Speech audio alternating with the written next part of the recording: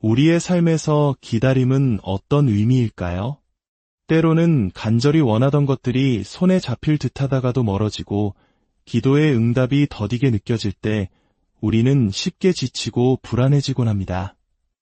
하지만 만약 그 기다림의 시간, 그 지연되는 과정 속에 하나님의 더 깊고 놀라운 계획이 숨어 있다면 어떨까요? 오늘 이야기가 여러분의 마음에 깊은 울림을 준다면 구독과 공유를 통해 이 은혜를 더 많은 분들과 나눠주시길 바랍니다. 여러분의 작은 실천이 누군가에게는 큰 위로와 희망이 될 수 있습니다. 이 말씀을 듣는 모든 분들의 삶에 하나님의 평안과 축복이 가득하기를 진심으로 기도합니다.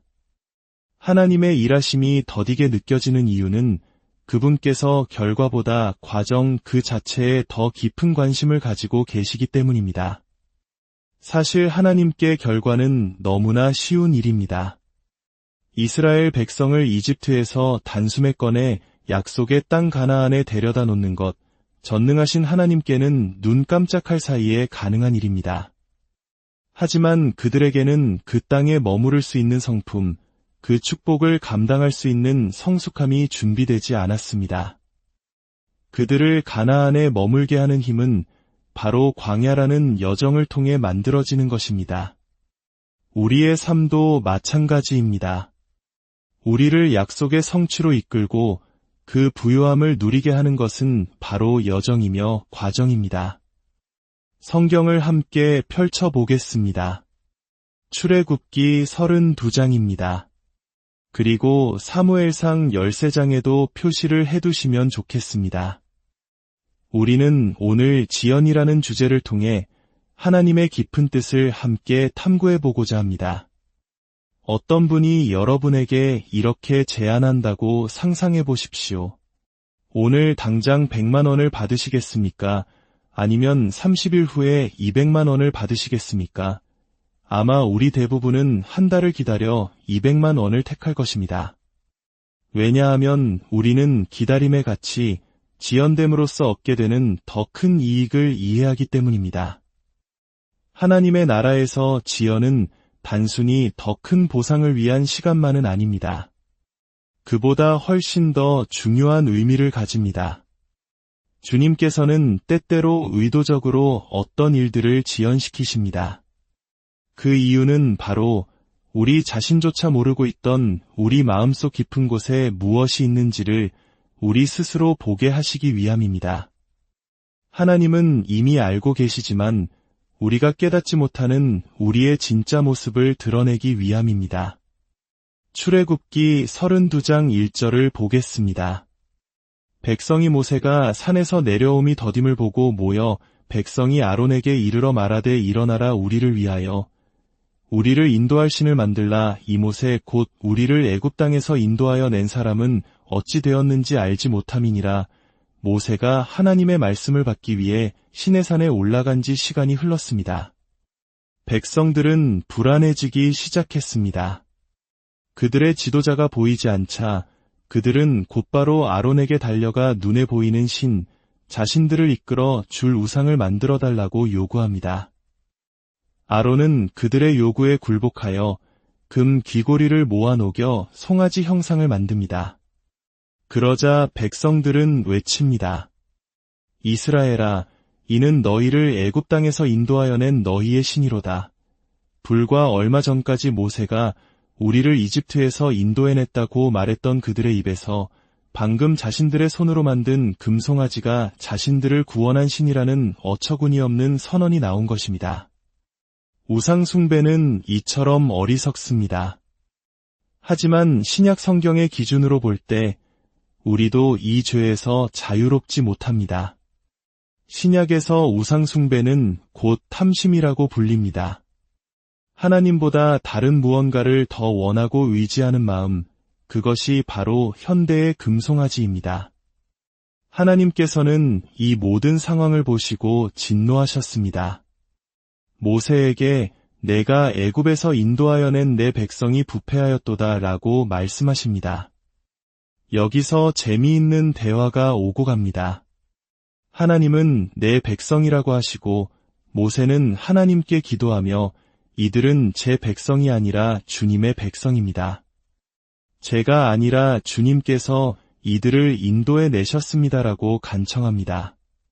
모세는 하나님의 진노를 막아서며 백성을 위한 자비를 구했고 결국 하나님께서는 뜻을 돌이키십니다. 여기서 우리가 볼 수 있는 첫 번째 교훈은 때로 하나님의 심판이 시작되려 할 때 하나님께서는 우리의 진실한 마음에서 나오는 중보기도를 통해 그 흐름을 멈추기를 원하신다는 사실입니다. 죄는 반드시 심판을 부르지만 누군가 기도하는 사람이 있다면 하나님께서는 그 기도를 통해 역사하십니다. 이제 사무엘상 13장으로 넘어가 보겠습니다. 이스라엘의 초대 왕 사울의 이야기입니다. 당시 이스라엘은 블레셋의 거대한 군대에게 포위되어 있었습니다. 수적으로 엄청난 열세였고 병사들은 두려움에 떨며 동굴과 수풀 속에 숨기 바빴습니다. 사울과 함께 있던 소수의 병사들마저 흩어지기 시작했습니다. 사무엘 선지자는 7일 후에 와서 제사를 드리겠다고 약속했습니다. 8절을 보면 사울은 약속한 7일을 기다렸지만 사무엘은 오지 않았고 백성들은 흩어지고 있었습니다. 그 순간 사울은 초조함을 이기지 못하고 스스로 번제를 드리고 맙니다. 왕으로서 제사장만이 드릴 수 있는 제사를 드리는 것은 율법을 어기는 명백한 불법 행위였습니다. 그가 제사를 마치자마자 사무엘이 도착했습니다. 사무엘이 왕이 행하신 것이 무엇이냐고 묻자 사울은 변명하기 시작합니다. 첫째, 백성들이 흩어지고 있었습니다. 둘째, 당신이 약속한 날에 오지 않았습니다. 셋째, 블레셋 군대는 바로 앞에 있는데 여호와께 은혜를 구하지 못할까 두려웠습니다. 보십시오. 아론과 사울, 두 사람 모두 사람에 대한 두려움 때문에 죄를 지었습니다. 아론은 백성들의 여론이 두려워 우상을 만들었고 사울은 병사들이 흩어지는 것이 두려워 하나님의 법을 어겼습니다. 그는 모든 책임을 사무엘에게 돌리고 자신의 행동을 영적인 행위인 것처럼 포장하려 했습니다. 하나님께서 왜 모세의 귀환을 늦추시고 사무엘의 도착을 지연시키셨을까요? 그것은 결코 벌이 아니었습니다. 우리가 간절히 기도하고 쌓아온 어떤 돌파구가 약속된 시간에 오지 않을 때 그 지연의 시간 속에서 우리 안에 숨겨져 있던 것들이 수면 위로 떠오릅니다. 불평, 원망, 비난, 조급함, 불신. 사울처럼 당신 때문에 일이 이렇게 됐다고 남을 탓하고 이스라엘 백성처럼 모세가 어떻게 됐는지 모르겠다며 리더를 불신합니다. 이 모든 것은 이미 그들 마음속에 있던 것들이었습니다. 이집트의 우상 숭배 문화가 여전히 남아있던 이스라엘 백성의 마음, 불안정하고 사람을 의지하던 사울의 마음이 지연이라는 압력을 통해 밖으로 터져나온 것입니다. 하나님께서 이것을 드러내시는 이유는 우리에게 수치심을 주기 위함이 결코 아닙니다. 그분은 우리가 이전에 보지 못했던 우리의 연약함을 보게 하시고 그것을 하나님 앞에 인정하고 고백하게 하시기 위함입니다.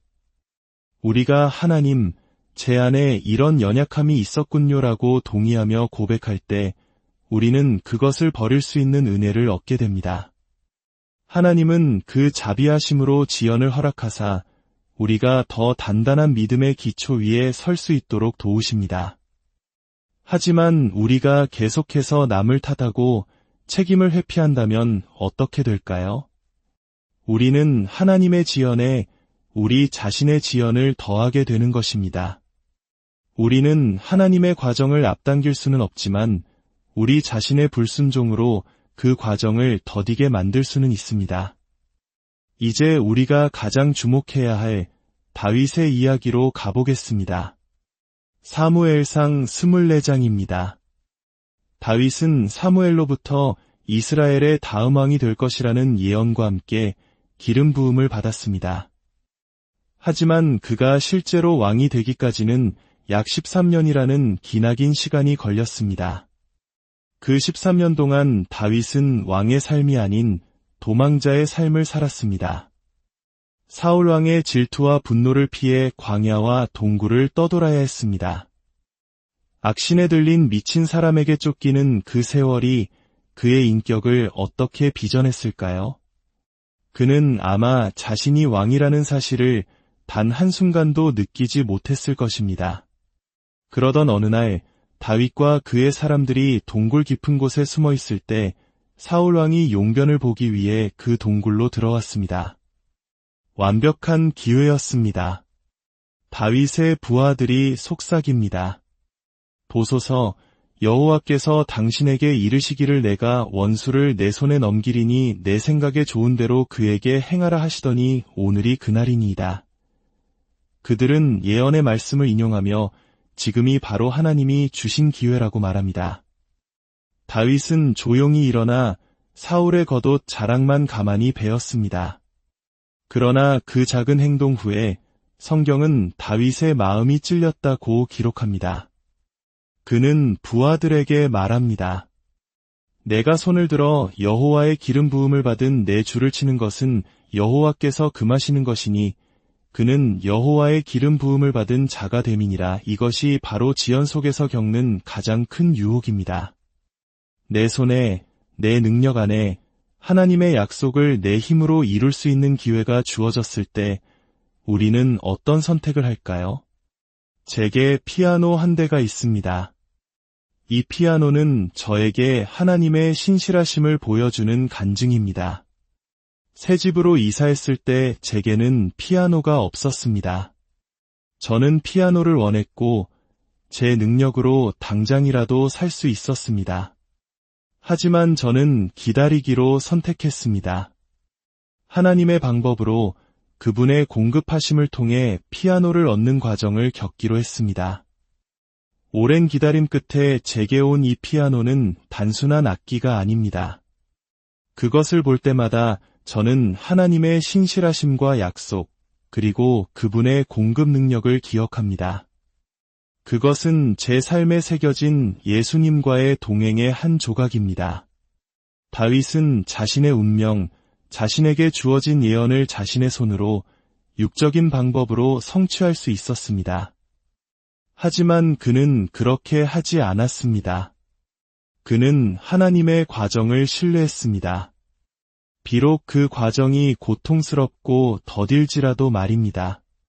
그 결과 그의 왕국은 인간의 지혜가 아닌 하나님의 능력 위에 세워질 수 있었습니다. 하나님의 과정은 마치 건강한 음식과 같습니다. 중요하지만 효과가 나타나기까지는 시간이 걸립니다.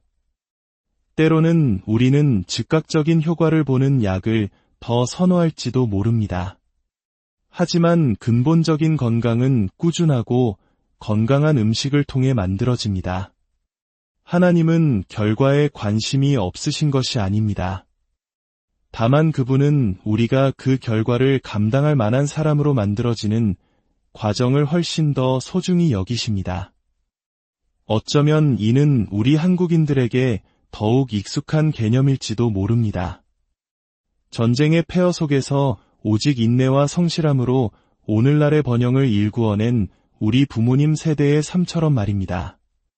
그분들의 삶의 여정이 오늘날 우리를 있게 한 것처럼 우리의 믿음의 여정은 하나님의 영광을 담을 그릇을 만듭니다. 제가 어렸을 때 자전거 타이어에 펑크가 나면 수리점에 가져가곤 했습니다. 수리점 아저씨는 타이어에서 튜브를 꺼내 바람을 넣은 뒤 물이 담긴 대야에 담가 공기방울이 나오는 곳을 찾아냈습니다.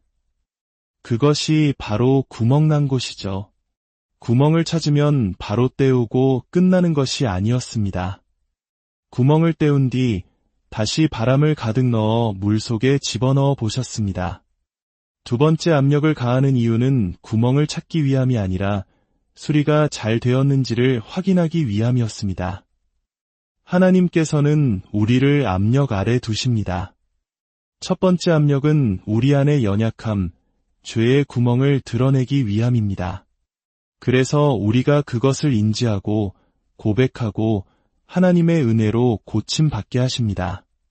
그리고 그분이 우리를 고치신 후에 다시 우리를 압력 아래 두십니다. 두 번째 압력은 우리가 받은 은혜가 얼마나 견고한지, 우리의 믿음이 얼마나 성장했는지를 우리 스스로 확신하게 하기 위함입니다. 사랑하는 성도 여러분, 최근에 겪은 좌절과 지연의 시간 때문에 힘드셨습니까? 하지만 과거의 당신이었다면 하나님을 의심하고 원망했을 그 상황에서 이제는 분노 대신 기도가 먼저 나오고 원망 대신 용서가 먼저 나오고, 하나님, 저는 상처받지 않는 삶을 살아야 합니다. 라는 고백이 먼저 나왔다면 그것이 바로 하나님께서 당신 안에서 이루신 아름다운 증거입니다. 당신의 믿음이 그만큼 성장했다는 표적입니다. 물론 기다림은 힘듭니다. 시편 기자처럼 하나님, 속히 임하소서 라고 기도하는 것은 성경적인 기도입니다.